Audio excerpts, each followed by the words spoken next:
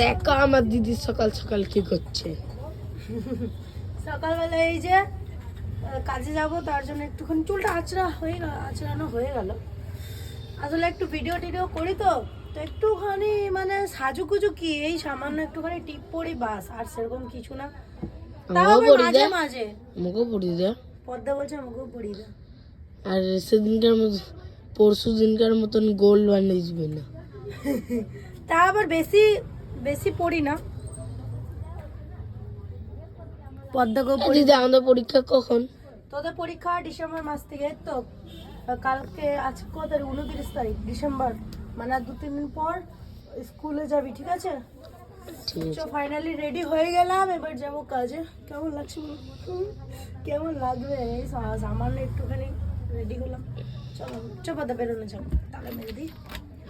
চার্জারটা নিয়ে নিই, একদমই